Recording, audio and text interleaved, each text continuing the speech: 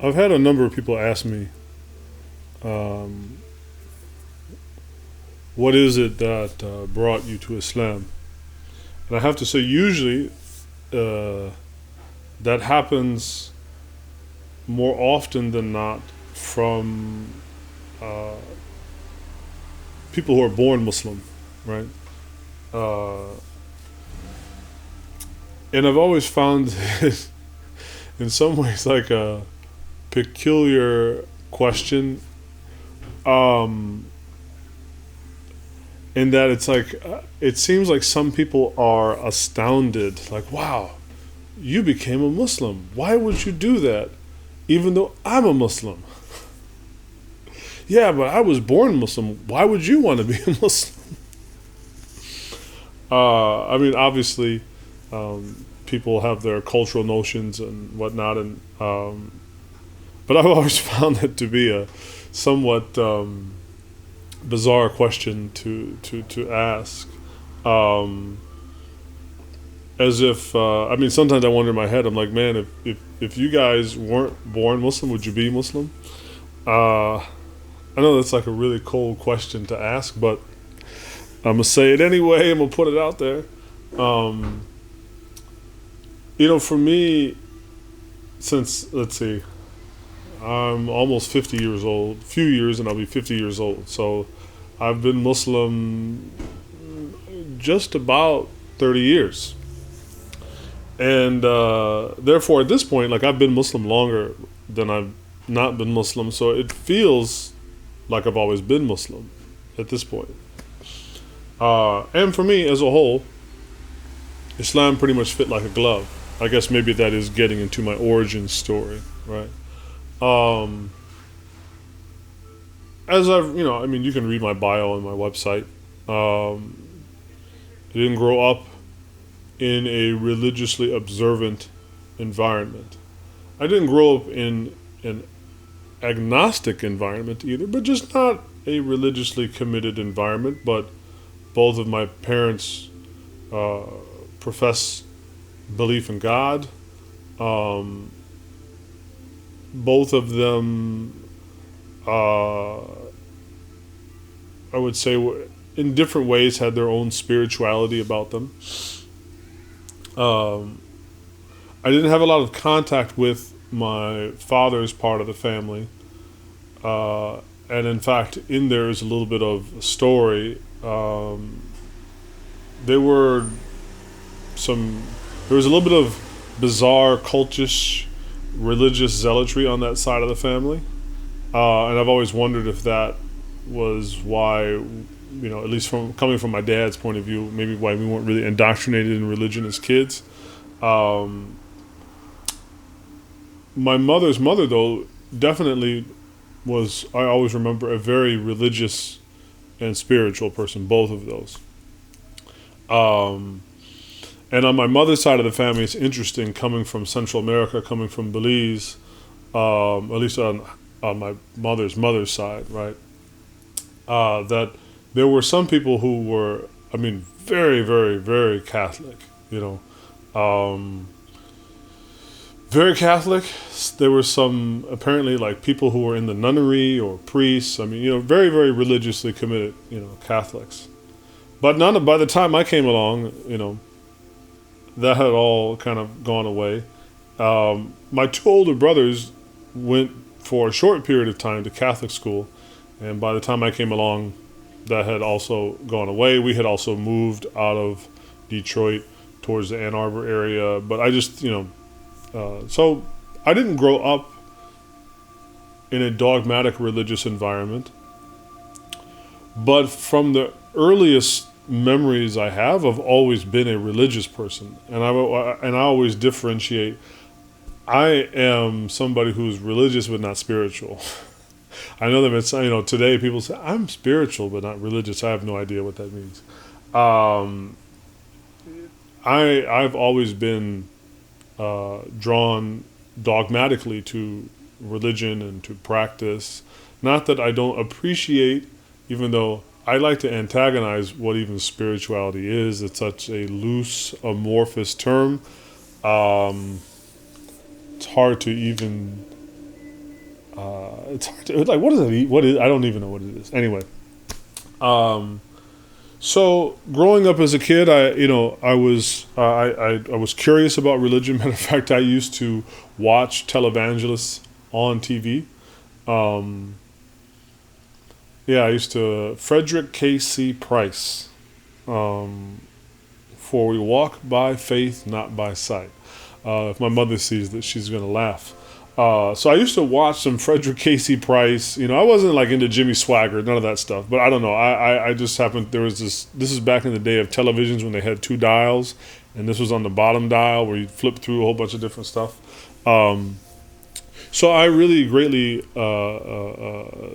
appreciated those types of sermons and um, living a godly kind of life. And then like I grew up, became a teenager, and I don't know, got distracted with life, girls, skateboarding, playing video games. I don't know, whatever. Not too much into because when I was a kid, the video games we had, I had a Commodore 64, which is really dating me. And it only had like a couple of games on it, like Ultima 4, Bard's Tale. And these are not like the video games that we have now. So actually, I used to go play a lot of basketball, skateboard, football. I really liked being outside. And then, later on, I got into fishing. I liked the outdoors. But I had a very good friend of mine that I had grown up with when my family relocated when I was very young to the Ann Arbor area, the Ypsi Ann Arbor area. I met a young kid who lived right below us. His name was T. His full name was Talmadge. We used to just call him T. And we became very close. He was about a year and a half older than me, but we were 2 years ahead, or he was 2 years ahead of me in school. But we grew up like really close, and we played all the time. We were real tight, like kind of like whatever T was into, I was into, and when I got out of high school, I struggled in school. Matter of fact, I didn't even technically graduate from high school. I had to go back that summer and get my GED. That's another story. But I wasn't good in school. I didn't like school. So when I got out of high school, it was like a time of, it was a certain kind of an awakening for myself. And I say this to parents that have troubled kids or kids that are hard to deal with. Try to be patient because, we may still turn out okay in the end. So I had gotten a job working downtown Ann Arbor at a high-end audiophile used gear shop that was underneath Espresso Royale. Now, if you don't, this may mean nothing to you, but for a few people that see this, they were like, wow, okay, I know what you're talking about, right? And shout out to Sheikh Khalid Amin, who was always on post right down there by the Nichols Arcade. So I had ran into Sheikh Khalid, who was a da'i, like he was out there kind of like giving out pamphlets and selling incense, and I was like, oh, what's this guy's story? And then also my friend T had linked up with him because he had gone to Michigan State. He had gone to Michigan State for college, and I think that he also ran into Sheikh Khalid up there. So through T, through Sheikh Khalid, and also at this time in Ann Arbor, there was like a Lebanese restaurant owned by a brother named Ali. And I think his last name was Hijazi. He was Shi'i, right, but Muslim. And I got a job working in this restaurant. This also ties into the whole Sheikh Chef narrative, right? So out of high school, I didn't really know what I wanted to do. I just was very happy to not be in high school anymore. So I got a job working at this stereo shop, dealing with like high-end used audiophile stereo stuff, and then I kind of got into the cooking thing, and I thought maybe for a moment I was going to go and be a chef and studying culinary arts and all that kind of stuff. So I got a job in Ali's restaurant. I think it was called Shahriyar or something like this. So then I was exposed to them, and of course, being Shi'i, they were a little bit different. But anyway. It was that summer that T and I had kind of hooked back up again because in the 2 years that he went off to college, to MSU, we kind of lost touch. I think I went up and saw him once, but matter of fact, the last time that I saw him, I think I might have still been in high school. I don't know if my parents want to know this, but I think I had gone up or driven up to Michigan State University and gone to like a party or something like that. And that was like the last time I saw him. And then when he came back for summer break, he called me and we were going to go play some basketball. And so anyway, I went over to his house to go, we were going to get ready to go play some ball. And I noticed that he was like, oh, I got to do something before we go. I'm like, all right. So I noticed that he had on like this little white hat. I thought he was just into some kind of like, I don't know. Back, I don't even know if back in 1990, if we had things called Hotep, but like the whole kind of like woke, daishiki. I thought he was just some, that was his kind of Afrocentric thing, right? So he has on this thing, and I saw him go to the sink, and he starts washing his hands. He starts making wudu, right? And I'm like, what are you doing, man? Like, I thought we were supposed to go. And he's like, no, man, I told you I'm Muslim now, man. So I gotta pray before I go. I'm like, man, what is this, the NBA Finals, man? Ain't gonna help you anyway, man. I'm gonna beat you every time like when we play, right? So anyway, I was very intrigued by this, and when I saw him making wudu and washing the right hand and the left, and then the whole, I had never seen anything like this before. I was awestruck by it. I was like, what is this? This is something very, very different. I've never, ever, ever seen this before. So when he put out his sajada, when he put out his prayer rug, to pray, I just, he took a beard, he was praying. And I was just like, all right, man, whatever. So I stood next to him, and I just tried to basically follow along, right? So when he finished, he's like, what are you doing, man? I was like, well, if you're a Muslim, I'm a Muslim too. He's like, well, you don't even know what it is. And I was like, well, tell me what it is. So, himself being a new convert, broke it down very succinctly, right? And I had also been in a conversation with Sheikh Khalid and had gotten some, so I was like, all right, cool. God is one. God is not a human being. God doesn't have children. God doesn't resemble his creation. And there is a final prophet and example to follow. I was like, all right, cool. That's it. Boom. I'm Muslim now. What do we do? And for me, this is the end of the Shahada story, right? So I become Muslim like this. Basically, I find out what Islam is and immediately become Muslim. No questions asked. No, I wasn't searching or looking for anything. I know some people have had it. I wasn't trying to beat a drug habit. I wasn't in prison. I wasn't any of those typical stories that you tell. It was just my best friend became Muslim. And when it was articulated to me what it was, and when I kind of saw it, because I am a very visual person, when I saw Islam, when I saw the wudu, right, the washing before the prayer, that was it. And therefore, I usually say to people, I don't have a very interesting conversion story, right? Again, no, I wasn't in prison. I wasn't at some low point in my life. I didn't question the faith that I came from, because for me, actually, to be honest, like Christianity never made any sense to me. And I say that with all due respect, right? But even from a young age, when I would read, my mother had a Bible, I would read it sometimes. And you read the Old Testament and the New Testament, it's like, how do you reconcile these two? In the beginning, God doesn't have a kid, and then he does. In the beginning, God doesn't have a son, and then he does. So for me, there was always a disconnect with Christianity. And there was an immediate connection with Islam. So alhamdulillah, I became Muslim. So I always tell people that my conversion story is very short and not that interesting. But my life since becoming Muslim has been incredibly interesting. And I always say, the reasons why I remain Muslim are far more interesting than the reasons why I became Muslim. I mean, one, I was a young person. I was young. I was easily influenced, perhaps, or when you're at that time in your life, you're open to, you go to somebody now in their 70s or 80s and you try to make da'wah or preach to them. Sure, some people do, but by the time you're older in age, it's not hard. It's not easy to accept the truth, even when the truth, like, okay. It's kind of like the story of Ibrahim alayhi salam, right? Abraham and his father. His father was an idol worshiper. He explains to his father, "Why are you worshiping? Right? Why are you worshiping this thing? It can't do anything for you.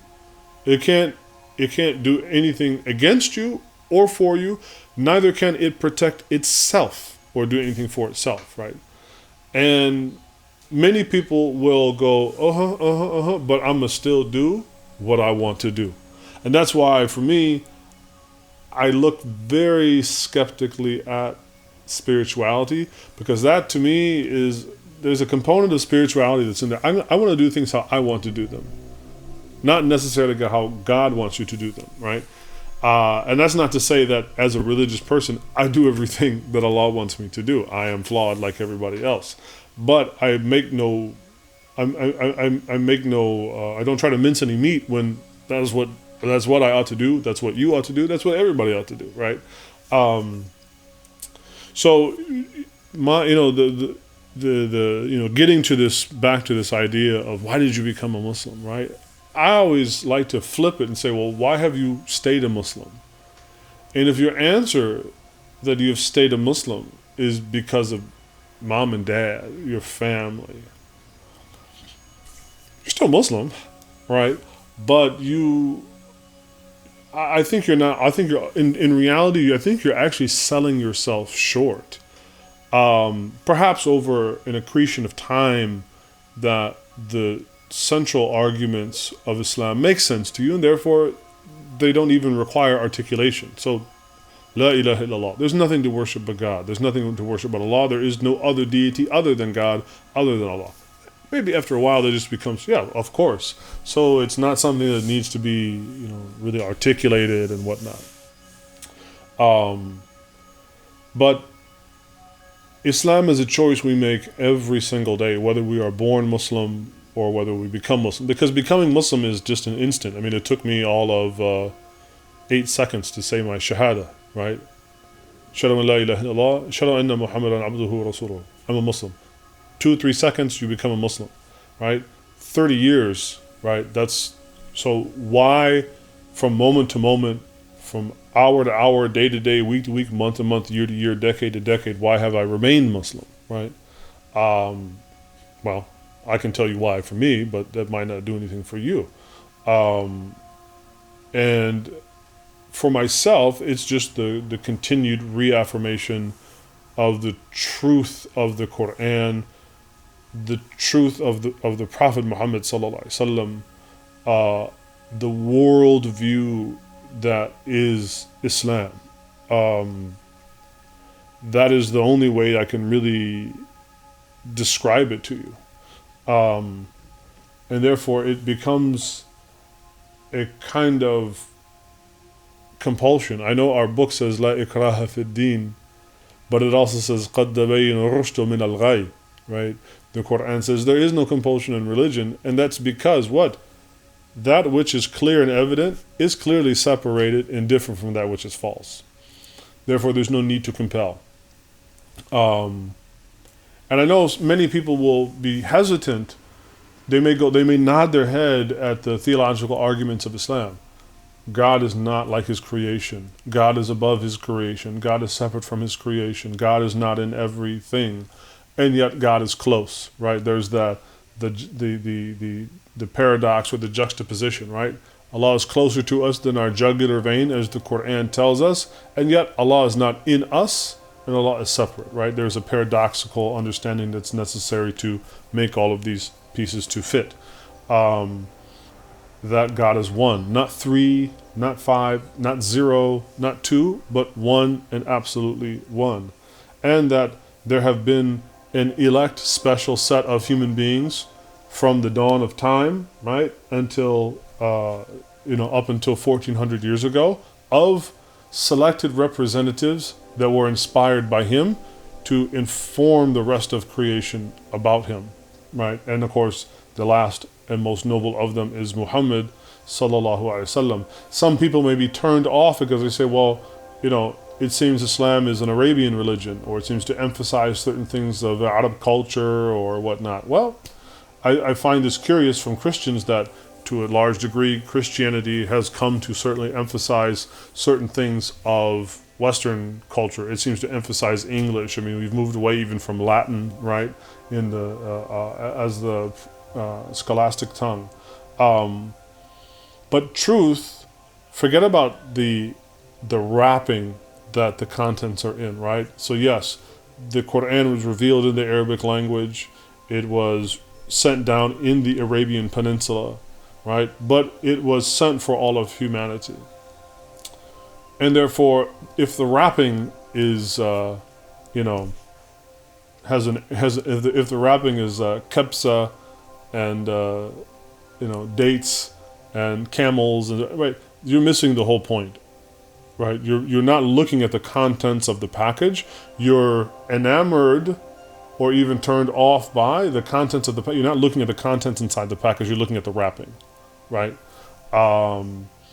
And it's a shame that some people would allow something as well, another language or another culture or another part of the world to basically do all the thinking for them versus engage with what are the truth claims. Now, you can look at the truth claims of Islam, and in the end you say, no, I really think God is three.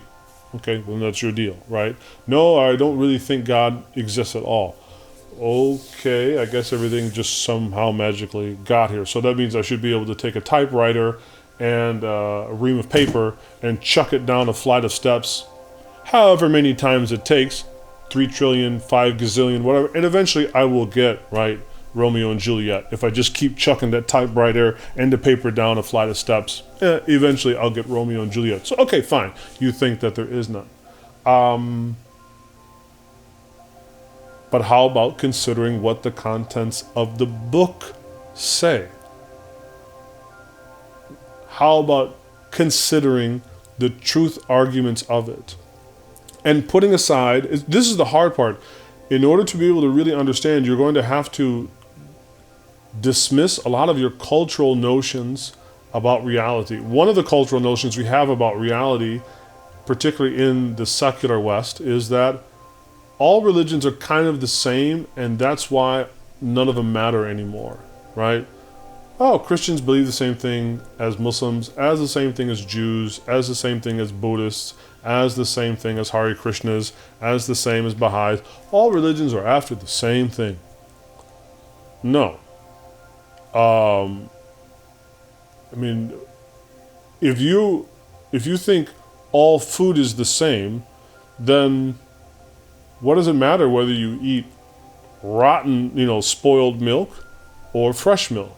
I mean, it's all milk. Don't let the state or the differences or, let's say if you're a person that just doesn't like vanilla and you really like chocolate, and I'm saying, well, don't worry, chocolate and vanilla are all ice cream. It doesn't really matter. No, they have their distinct qualities, right? So certainly growing up and having our minds formulated in a Western secular context, even one that still pretends to be quasi-religious like America, perhaps not like Europe, which has really gone the full, secular route. You're going to have to be willing to put aside the argument that everything is the same. No, not everything is the same. I mean, a simple highlighting of is that, okay, in Islam, what?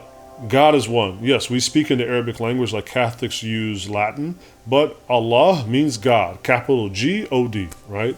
So we believe in one God, and that God, again, what has no similitude, no equal, no partner, and no children, right? No sons, no daughters, no nothing. That's, right, a very succinct way of looking at what? Islam. Then you have Christianity. Christianity believes that God is a person, right? And can even change from being, I guess, God to a man and man back to God, or, there's a lot of confusion as to exactly who God is in Christianity. So how can those two be reconciled? how can they be the same if, and again, this is with all due respect, I have beloved family members who are Christian, right? But there's family respect and then there's truth, right? These cannot be the same thing if in one case God doesn't have kids and the other he does. And in one case God does not resemble anything in his creation and the other he does, right? So therefore, these are not after the same thing, right? They're not the same and they're not after the same thing. So to be able to consider Islam on its arguments, you will have to be willing to engage them. Otherwise, you're not really doing the mental homework that's necessary. You want to just fall back on what is easy, and if that's what you want to fall back on easy, okay, fine, fall back on easy, right? Like Buddhism. In Buddhism, it's a kind of collection of maybe ethics, but God doesn't have to exist in Buddhism, right? Then there's reincarnation and right. These three, right? These are three gigantic religions in the world: Islam, Christianity, and Buddhism. They're not reconcilable. So they're not all the same, and they're not all professing the same, and they're not all after the same. Two, I think, is to base your understanding of a religion upon the practitioners, right? I don't reject Christianity because of what Catholic priests have done, or any other Catholic or Christian groups, right? I reject it on its truth claims because everybody's horrible at some point. Buddhist, atheist, Muslim, Jew, like everybody's horrible at some point, right? Nobody is immune from the human condition of being horrible, right? So you have to engage the truth claims and then decide whether or not you hold them to be true, right? What I think is amazing, some people can look at a truth claim and say, yes, I can go down the list and go, okay. Will you accept it? No. Why? Well, that makes no sense.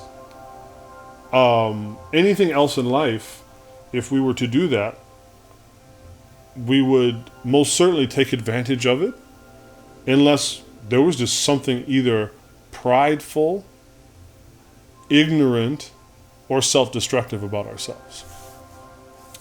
And this is kind of my approach to da'wah. Give the facts, explain it clearly, guide people to understanding what the main truth claims are of the deen. Forget about what the practitioners are, because at some point in history, everybody's been bad. So we don't understand a religion by its practitioners, even though that's what people do, right?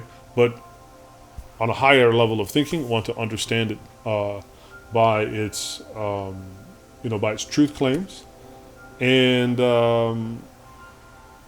if you understand them and you hold them to be true, but yet you don't embrace them, then you have some other kind of issue. Which is why for me, I don't really, if you accept it, alhamdulillah, as we say, God is praiseworthy. If you reject it, alhamdulillah, God is praiseworthy. Because it's not my job to convert people. You want to become Muslim? Alhamdulillah. Look, I don't have all the answers to begin with.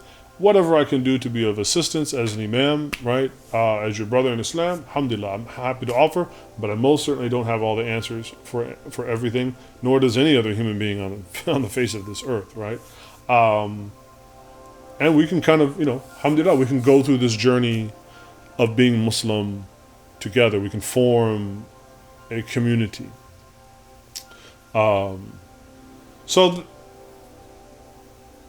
As I said, to go back, to wrap up, my coming to Islam was clearly destined because I accepted it without question. I accepted it immediately without question, which I've also never really done, I don't think, with anything else in my life. But that's the less important part. Every single day, I have had to repeat that choice. And sure, there's been a few times and few moments where I chose to follow my nafs, my desires, and do other things. But alhamdulillah, have always, you know, got into a little bit of chop or turbulence, and alhamdulillah, Allah brought me back. Um, I think that if we approach if we approach our Islam, that it's a choice of it's a succession of choices over a lifetime, of which only at the end of that life will we truly see what we chose. Inna sa'yakum la shatta. Right. So anyway, leave some comments below. Do not feel that you have to share your conversion story. I know, and just as a pro tip for born Muslims, a lot of converts get tired of being asked their conversion story. So just treat us as other Muslims.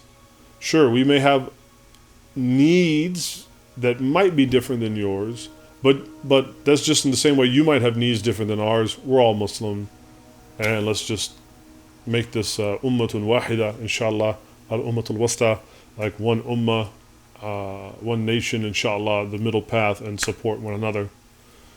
وصلي وسلم وبارك على سيدنا محمد وعلى آله وصحبه أجمعين والحمد لله رب العالمين. Inshallah, may Allah accept from you this Ramadan, keep you safe and sound, and bless you and guide you and those whom you love. Ameen.